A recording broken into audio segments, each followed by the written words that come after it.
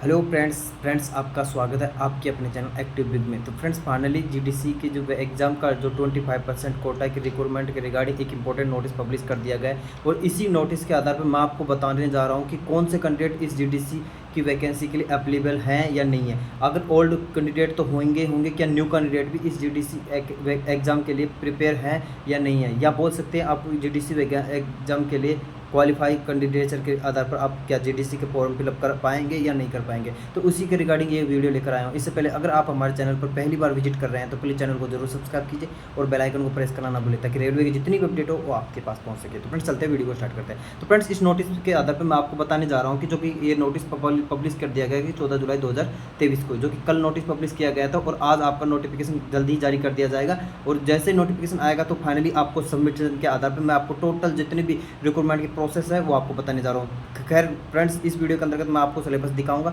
और आपकी जो न्यू कैंडिडेट है क्या वो एलिजिबल होंगे या नहीं होंगे, तो इसी के अंतर्गत साफ साफ दिखा रखा है जो आपको यहाँ से पूरी प्रोसेस के आधार पर मैं आपको बताने जा रहा हूँ। तो फ्रेंड्स आप देख सकते हैं इस प्रकार से जो नोटिस पब्लिश किया गया था मिनिस्टर ऑफ रेलवे के द्वारा, जो कि गवर्नमेंट ऑफ इंडिया से आ चुका है, जो कि 14 जुलाई 2023 की अपडेट थी, जो कि आपको पता होगा कि कल शाम को पब्लिश कर दिया गया था। तो फ्रेंड्स इसके अंतर्गत जो कि पहला पॉइंट के अंतर्गत आपको दिखा रखा है, जो कि पहले पॉइंट के अंतर्गत ऐसी कोई खास बात नहीं है। तो फ्रेंड्स आपको दिखा देता हूं जो कि ये पहले नोटिस के अंतर्गत इसके अंतर्गत आपको दिखा रखा है कि जो कि जितने भी जोनल रेलवे का जो एक एग्जाम कंडक्ट किया जाएगा, जो कि जीडीसी का एक एग्जाम होगा जितने भी जोनल रेलवे हैं उनका, जिसके अंतर्गत आपको पोस्ट दे रखी है, जो कि असिस्टेंट लोको पायलट के लिए, टेक्नीशियन के लिए, जूनियर इंजीनियर के लिए और ट्रेन मैनेजर जिसके हमको गुड्स गार्ड बोलते हैं उसी के लिए ये सेफ्टी कैटेगरी की जो पोस्ट थी, तो उन्हीं के लिए जीडीसी की वैकेंसी के रिक्रूटमेंट प्रोसेस 25% की डायरेक्टली रिक्रूटमेंट वैकेंसी के थ्रू जीडीसी को वैकेंसी का नोटिफिकेशन आज पब्लिश हो जाएगा। तो फ्रेंड्स इस प्रकार से आप देख सकते हैं इसके अंतर्गत जो कि इंस्ट्रक्शन दे रखा है, जो कि जीडीसी की एग्जाम के लिए कोई कौन कौन से कैंडिडेट ऐसे हैं जो कि किस प्रकार से आप एलिजिबल हो सकते हैं, तो वो सब कुछ इसके अंतर्गत दिखा रखा है। तो फ्रेंड्स आप देख सकते हैं इस प्रकार से template for exam process enclose with have a suitable encryption in this the single GDC notification issued by the RRC each railway zone जो कि regarding GDC exam in the special category, यानी कि आपको स्पेशल कैटेगरी के आधार पर सभी zonal का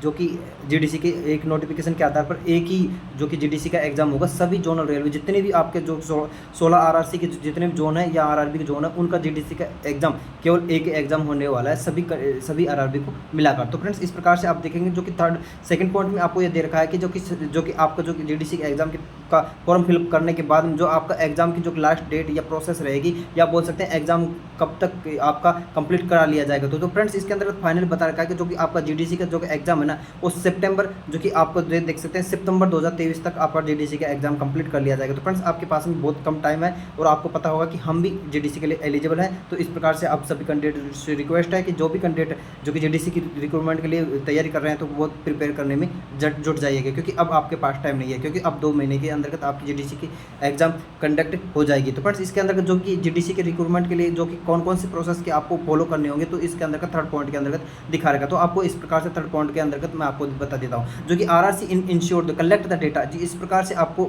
डेटा कलेक्ट करना होगा जो कि जो भी जीडीसी की एग्जाम का लिए फॉर्म फिलअप कर पा रहे हैं। तो फ्रेंड्स आप देख सकते हैं इस प्रकार से जो पहला पॉइंट है, सभी रेलवे कर्मचारी हैं वो आपका जीडीसी एग्जाम दे सकते हैं। डिवीजन वर्कशॉप यूनिट यानी कि जो भी डिवीजन के अंतर्गत कैंडिडेट हैं वर्कशॉप में हैं, या जितने भी यूनिट के अंतर्गत जो भी कर्मचारी हैं जो कि गवर्नमेंट एम्प्लॉयमेंट है, तो वो जीडीसी के लिए एलिजिबल होंगे, एप्लीकेबल होंगे। यानी कि फादर्स नेम ऑफ कैंडिडेट के फादर नेम की रिक्वायरमेंट होने वाली है।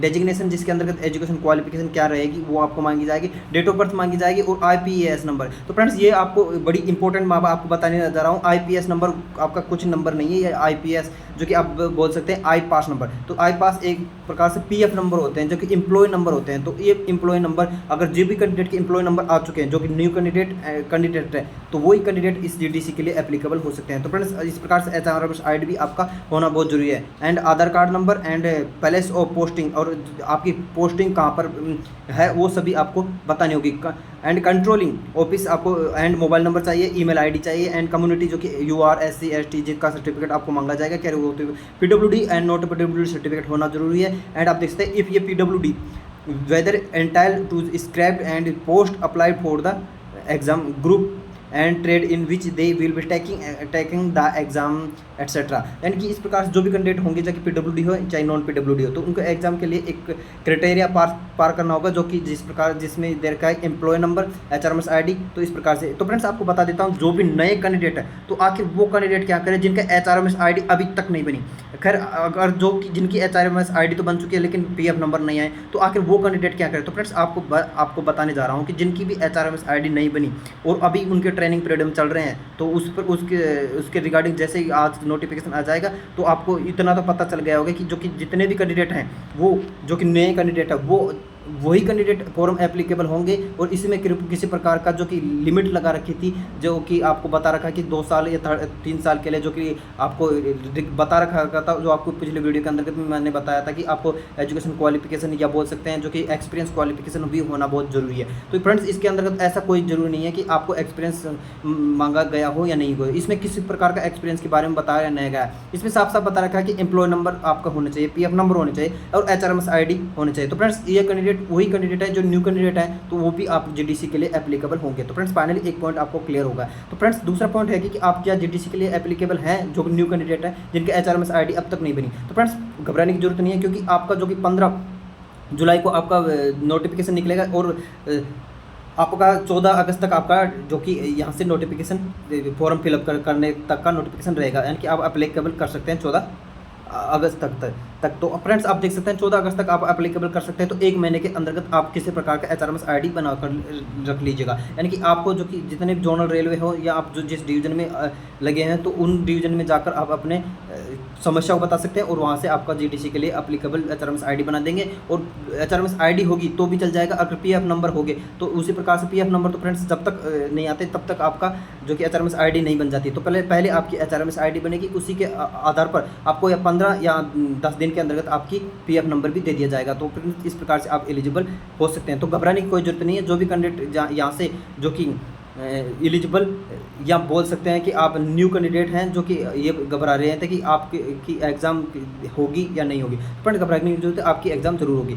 लेकिन फ्रेंड्स ये मुश्किल उन कैंडिडेटों के लिए जिनका जो कि पैनल अभी तक आया हुआ है या जिनका पैनल अभी तक नहीं आया। तो फ्रेंड्स फाइनली मैं आपको बता देता हूँ, वो कैंडिडेट इस GDC की एग्ज़ाम के लिए बिल्कुल भी एलिजिबल नहीं है, यानी कि बोल सकते हैं वेटिंग वाले कैंडिडेट इसके अंतर्गत बिल्कुल भी एलिजिबल नहीं होंगे, क्योंकि आपको 1 महीने का टाइम दे रखा है। 1 महीने के टाइम के अंतर्गत रेलवे इतना फास्ट प्रोसेस नहीं कर पा रही है, इस कारण से आप कैंडिडेट जो कि GDC के एग्ज़ाम के लिए एलिजिबल नहीं होंगे, जो भी कैंडिडेट वेटिंग के अंतर्गत चल रहे हैं। फ्रेंड्स ये बताता हुआ मुझे बहुत दुख हो रहा है जो कि आप सभी कैंडिडेट एक साथ एग्ज़ाम दिए लेकिन उनको अभी तक GDC के एग्ज़ाम के लिए मौका नहीं दिया गया। तो फ्रेंड्स अब इसके अंतर्गत जो भी प्रोसेस है वो RRC या RRB ही कर सकते हैं। इसलिए आपको सिर्फ रिक्वेस्ट है कि आप किसी प्रकार का मुद्दा चलाना चाहते हो तो चला सकते हैं। तो इस प्रकार से आप देख सकते हैं, इस प्रकार से आपको जो भी प्रोसेस होगी वो मेन तो होगी HRMS ID एंड आपका एम्प्लॉय नंबर जो कि PF नंबर होते हैं, तो वो आपका होना बहुत ज़रूरी है, तभी आपका जो कि GDC का एग्ज़ाम के लिए प्रिपेयर या फॉर्म फिलअप कर सकते हैं। तो फ्रेंड्स ये तो ही,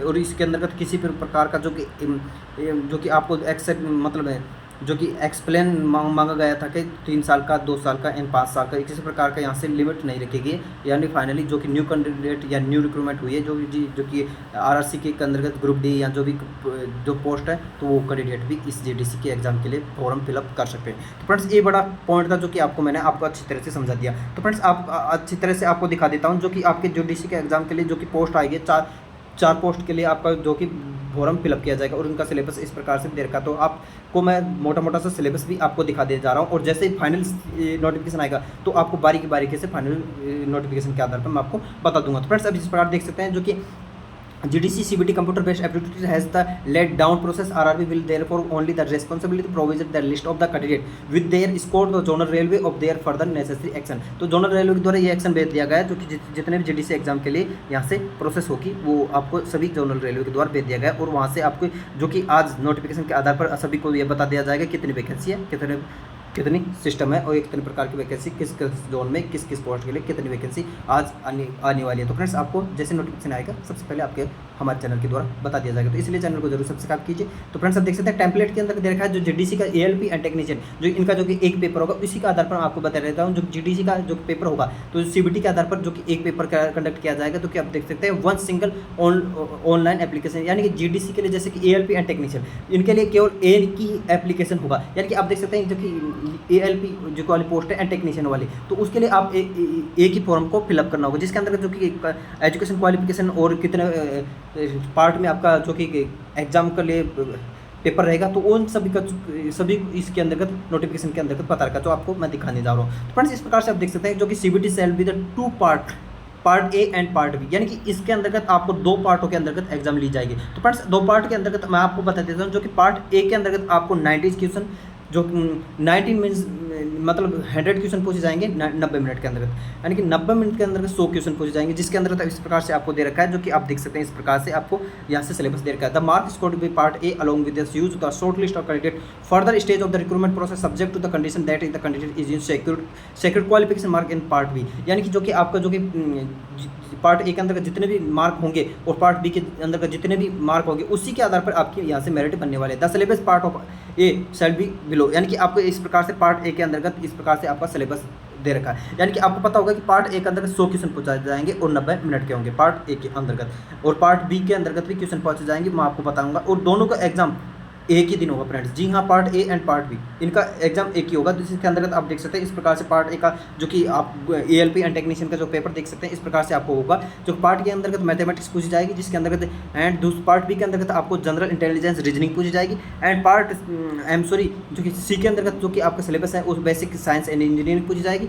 एंड डी पोर्शन में दे रखा है general awareness and current affair आपकी पूछी जाएगी। तो इस प्रकार से आपको यहाँ से सिलेबस दे रखा है, तो आप देख सकते हैं जो कि सिलेबस दे रखा है, तो आपको मैं आपको दिखा देता हूँ। तो फ्रेंड्स जी के अंतर्गत एंड पार्ट बी के अंतर्गत आपको जो कि 60 नंबर का जो कि 75 क्वेश्चन पूछे जाएंगे एंड 60 मिनट के ये क्वेश्चन होंगे। तो इस प्रकार से आपका जो कि टोटल जो कि क्वेश्चन होंगे 175 क्वेश्चन होंगे, जिसके अंतर्गत आपको देख सकते हैं 90 और 50 150 मिनट के अंतर्गत आपको 100 पेपर सोल्व करना होगा। तो फ्रेंड्स एक ही पेपर होगा इनका, जैसे ही आपका जो कि पार्ट एक कंप्लीट होगा जैसे, तो उसी के बाद में आपका पार्ट बी जो कि एग्जाम का पार्ट बी का जो पोर्शन होगा वो खुल जाएगा। तो पार्ट बी के अंतर्गत आप देख सकते हैं इस प्रकार से जो कि सिलेबस के अंतर्गत बता रखा है, तो आपको मैं दिखा देता हूँ। पार्ट बी के अंतर्गत देख सकते हैं इस प्रकार से, तो पार्ट बी के अंतर्गत क्वालिफिकेशन मार्क दे रखा है 35% आपको लेकर ही आना होगा, तो क्वालिफिकेशन तभी आप पार्ट बी के अंतर्गत क्वालिफिकेशन हो सकते मतलब क्वालिफाई हो सकते हैं। तो फ्रेंड्स ये उसी कैंडिडेटों के लिए जैसे कि बीटेक बीई एंड जो कि आईआईटी एंड 10th पास के जितने भी कैंडिडेट है उसी के आधार पर देख सकते हैं क्वालिफिकेशन 35% होना बहुत जरूरी है, जिसके this is the applicable to all candidate and no relaxation is permission.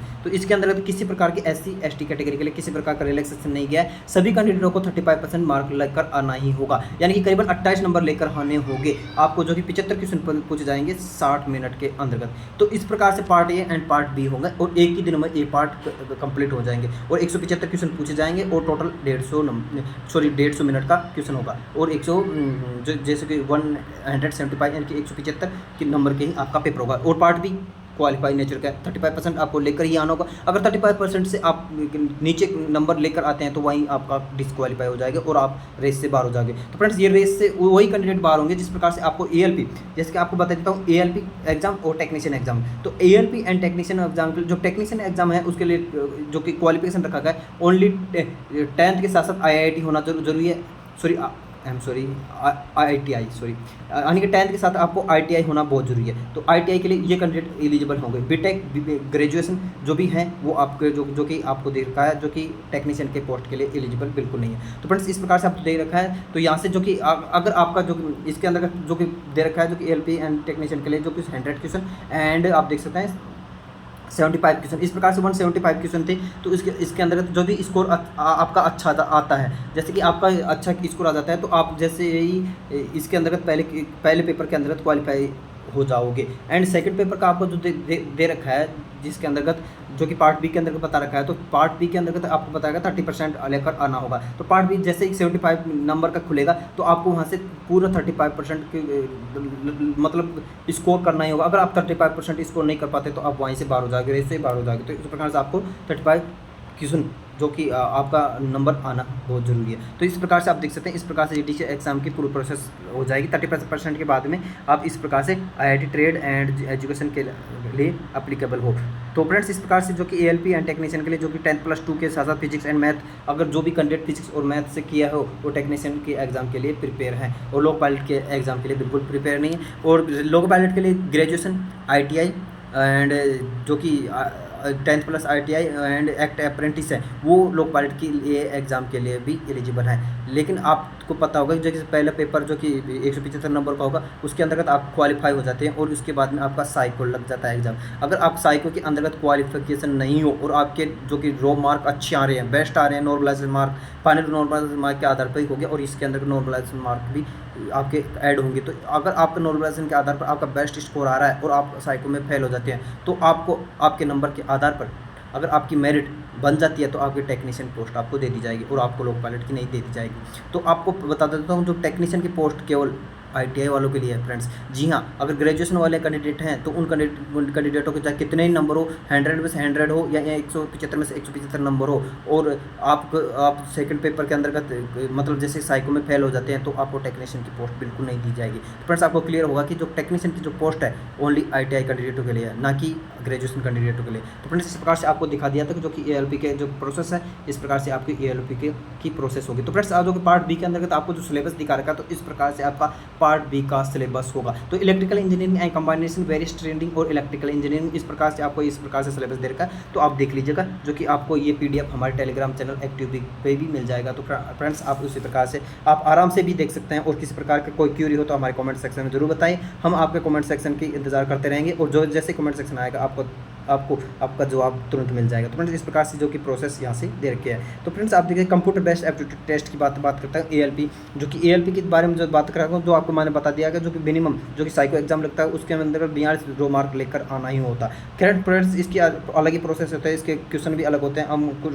Decide नहीं कर सकते, लेकिन इसका स्कोर ओवरऑल रो स्कोर 42 मार्क होना बहुत जरूरी, तभी आप क्वालिफाई होगे, वरना आप डिस्क्वालीफाई हो जाओगे। इस कारण से साइको एग्जाम को हल्के में मत लेना। तो फ्रेंड्स सब चलते हैं, इस प्रकार से जो कि आरडीओसी के द्वारा साइको एग्जाम दी जाएगी, इसके अंदर पूरा प्रोसेस दे रखा है, तो आप इस प्रकार से एग्जाम दे सकते हैं। एंड जो इसका जो नोटिफिकेशन के लिए आप एप्लीकेबल हो गए, तो उसके पोस्ट परफॉर्मेंस के आधार पर मैं डिटेल बता रखा है। तो आपको जैसे ही नोटिफिकेशन आज आने वाला है, तो उसी के आधार पर मैं आपको बताने वाला हूँ। मैं यहाँ पर आपको ये बात प्रोसेस के आधार पर नहीं बताऊंगा। तो फ्रेंड्स जीडीसी की प्रोसेस जो जूनियर इंजीनियर है उन कैंडिडेटों के बारे में बताता हूँ। जो जूनियर इंजीनियर कैंडिडेट है, तो वो बीटेक एंड डिप्लोमा वाले कैंडिडेट जूनियर इंजीनियर की एग्जाम दे सकते हैं। तो इसके अंतर्गत आपको इस प्रकार से जो कि डॉक्यूमेंट वेरिफिकेशन केवल एक पेपर होगा। तो फ्रेंड्स इसके अंदर दे रखा है कि आपका जूनियर इंजीनियर एग्जाम है ना, उसके लिए केवल एक पेपर होगा और एक ही सीबीटी होगा, जिसके अंदर उसके बाद में आपका डॉक्यूमेंट वेरिफिकेशन होगा और फाइनली आपको ज्वाइनिंग दे दी जाएगी। तो फ्रेंड्स इस प्रकार से यहाँ से दे रखा है, जो मेरिट के आधार पर आपको ज्वाइनिंग दे दी जाएगी, और आपका इनके जिसके अंदर जो कि 150 क्वेश्चन पूछे जाएंगे, 120 मिनट के 150 क्वेश्चन होंगे, जिसके अंदर आप सिलेबस को दे रखा है। तो इस प्रकार से आपको यहाँ से सिलेबस दे रखा है, तो आपको बता देता हूँ सिलेबस, जो कि 100 क्वेश्चन होंगे आपके टेक्निकल क्वेश्चन होंगे, एंड जो कि 50 क्वेश्चन होंगे वो आपको नॉन टेक्निकल क्वेश्चन पूछे जाएंगे। तो फ्रेंड्स इसके अंदर जो कि सिलेबस होगा, the question will be the objective type की multiple choice and are like to include question particle general awareness, यानी कि आपको ऑब्जेक्टिव टाइप क्वेश्चन पेपर होगा, जिसके अंदर जनरल अवेयरनेस आएगी, फिजिक्स केमिस्ट्री आएगी, बेसिक कंप्यूटर आएगा एंड एप्लीकेशन आ जाएगा, basic environment and pollution control आएगा, एंड टेक्निकल एबिलिटी तो पोस्ट आ जाएगा। Syllabus is awareness and general awareness आएगी, फिजिक्स एंड केमिस्ट्री आएगी, बेसिक कंप्यूटर्स, इस प्रकार से आपका सिलेबस यहाँ से पूछा जाएगा। तो इस प्रकार से आप सिलेबस भी देख सकते हैं। एंड जनरल अवेयरनेस के अंदर ये सिलेबस रहेगा, फिजिक्स के अंदर आपको ये सिलेबस रहेगा, जो 10th तक की फिजिक्स एंड केमिस्ट्री आएगी, एंड बेसिक एंड एनवायरमेंटल ये सिलेबस रहेगा, जो कि आप देख सकते हैं। तो फ्रेंड्स ये जो कि परफॉर्मा दे रखा है, जिसके अंदर आपको मैं बता देता हूँ, number of question, number of each mark, यानी कि आपका जो कि एक क्वेश्चन एक मार्क होगा, फाइनली एक क्वेश्चन एक मार्क का होगा। अभी नेगेटिव मार्किंग इसके अंतर्गत फाइनल नहीं बता रखा, जैसे नोटिफिकेशन आएगा उसी के अंतर्गत नेगेटिव मार्क के बारे में भी बता दिया जाएगा। तो फ्रेंड्स इसके अंतर्गत हम नेगेटिव मार्किंग का बिल्कुल जिक्र नहीं करेंगे, हमको पता नहीं कि 1/4 है या 1/3 नेगेटिव मार्किंग, अभी आपको यहाँ से इस नोटिफिकेशन के आधार पर आपको बिल्कुल भी पता नहीं चलेगा। क्योंकि फ्रेंड्स इसके अंदर पर देख सकते हैं, जो जनरल अवेयरनेस आएगा 15 क्वेश्चन आएंगे 15 मार्क के, एंड फिजिक्स एंड केमिस्ट्री के 15 क्वेश्चन आएंगे, and basic computer and application के 10 क्वेश्चन आएंगे, basic and environmental and pollution control के आपके 10 क्वेश्चन पूछे जाएंगे, और टेक्निकल एबिलिटी से आपके 50 क्वेश्चन पूछे जाएंगे। यानी कि फ्रेंड्स आप देख सकते हैं, नॉन टेक के 50 क्वेश्चन आएंगे, एंड टेक्निकल के 100 क्वेश्चन आएंगे, यानी कि आपका मैथ और रीजनिंग इसके अंदर बिल्कुल नहीं है, यानी कि यहाँ बाहर है मैथ रीजनिंग से। तो फ्रेंड्स इस प्रकार से आप देख सकते हैं, मैथ और रीजनिंग से बिल्कुल यहाँ से जो कि जेई की एग्जाम है, तो उस पोस्ट के लिए जो मैथ रीजनिंग को बिल्कुल हटा दिया गया है यहाँ से, और नॉन टेक्निकल को जोड़ दिया गया है। तो फ्रेंड्स इस प्रकार से जो कि सेकंड स्टेज, 1 मिनट मैं आपको दिखा देता हूँ। तो फ्रेंड्स आप इस प्रकार से आप देख सकते हैं जो कि प्रोसेस दे रखे हैं, यहाँ से आपको इस प्रकार से दे रखा है तो आप दिखा देता हूँ 3 year diploma in engineering and bachelor degree in engineering technology, यानी कि आपको BTech candidate and diploma candidate JE की एग्जाम के लिए एप्लीकेशन फॉर्म फिलअप कर सकते हैं। इसके अंदर तो mechanical engineering, civil engineering, electrical engineering, जितने प्रोसेस जितने भी इंजीनियरिंग है तो यहाँ से दे रखा है। तो आपको मैं इस प्रकार से आपको दिखा देता हूँ जो भी प्रोसेस है यहाँ से आपको दे दिया गया है। एंड आप देख सकते हैं इस प्रकार से जो कि आपको और प्रोसेस देखें, नॉर्मलाइजेशन मार्क होगा आपका and calculation merit index for the all के पेपर के लिए जो कि नॉर्मलाइजेशन मार्क के बाद आपकी मेरिट बनेगी, उसके बाद आपका सिलेक्शन पोस्ट परफॉर्मेंस जो कि आपके एप्लीकेशन फॉर्म फिलअप किया जाएगा, उसी के आधार पर आपको पोस्ट परफॉर्मेंस भी भरना होगा। GDC process goods card train manager, वो आप गुड्स कार्ड और ट्रेनिंग मैनेजर के लिए जीडीसी की एग्जाम कंडक्ट हो जाएगी, उसका मैं आपको मोटा सा सिलेबस दिखा देता हूँ। तो फ्रेंड्स आप देख सकते हैं इस प्रकार से मोटा सिलेबस भी आप देख सकते हैं। लेकिन आप देख सकते हैं जो जीडीसी की जो ट्रेन मैनेजर के लिए केवल तो वही कैंडिडेट जो कि ग्रेजुएशन पास कर रखे हैं वही कैंडिडेट यहाँ से दे सकते हैं, यहाँ आप बोल सकते हैं एप्लीकेबल हो सकते हैं। तो फ्रेंड्स इस प्रकार से देख सकते हैं इसके अंदर का जो कि क्वेश्चन पेपर का जो कि आप देखते हैं गुड्स कार्ड के लिए पोस्ट के लिए 90 मिनट का क्वेश्चन 90 मिनट का जो कि पेपर पूछा जाएगा और 100 क्वेश्चन पूछ जाएंगे, जिसके अंदर का जनरल अवेयरनेस यानी कि जीके के 40 क्वेश्चन होंगे, मैथ के 30 क्वेश्चन होंगे और मतलब रीजनिंग के 30 क्वेश्चन होंगे। इस प्रकार से 30 से 30 60 एंड 40 इसका 100 यानी कि इस प्रकार से आपका 100 नंबर का एक पेपर होगा जो कि गुड्स कार्ड की पोस्ट के लिए और 90 मिनट आपके ले लिए जाएंगे। इसी के आधार पर आपका पूरा प्रोसेस या सिलेक्शन प्रोसेस होगा। एंड पीडब्ल्यूडी कैंडिडेटों को 120 मिनट का टाइम दिया जाएगा एक्स्ट्रा एबिलिटी के कारण। मैथमेटिक्स के इस प्रकार से सिलेबस दे रखा है, जनरल अवेयरनेस के इस प्रकार से दे रखा है। एंड आप देख सकते हैं इस प्रकार से जनरल इंस्ट्रक्शन जो कि ITI कैंडिडेटों को कितना परसेंट चाहिए वो सब कुछ इसके अंदर बता रखा है। तो इसकी कोई खास बात नहीं है कि आप भी देख सकते हैं। तो फ्रेंड्स ये थी प्रोसेस जो कि जीडीसी एग्जाम की जितने भी candidate due candidate and old candidate जो भी कैंडिडेट अगर जीडीसी के एग्जाम के लिए प्रिपेयर कर रहे हैं तो फ्रेंड्स प्रिपेयर करना शुरू हो जाए, क्योंकि मेरा भी जीडीसी के एग्ज़ाम के लिए मैं भी एलिजिबल हूँ। तो फ्रेंड्स मैं भी जीडीसी के एग्ज़ाम के लिए जेई की एग्ज़ाम यहाँ बोल सकते हैं हम सभी एग्ज़ाम के लिए मेरा मेडिकल स्टैंडर्ड भी अच्छा होने की वजह से मैं सभी एग्ज़ाम को यहाँ से एप्लीकेशन फॉर्म फिलअप करूँगा और इसी के आधार पर मैं आपको बताऊँगा कि कौन से एग्ज़ाम क्रैक कर पाया या कौन से एग्ज़ाम क्रैक नहीं कर पाया, सभी प्रोसेस हम जानते हैं। तो मिलते हैं फ्रेंड्स नेक्स्ट वीडियो के अंदर नेक्स्ट अपडेट के साथ। चैनल को ज़्यादा से ज़्यादा शेयर करें और चैनल को जरूर सब्सक्राइब कीजिए। थैंक यू, मिलते हैं नेक्स्ट वीडियो के अंदर।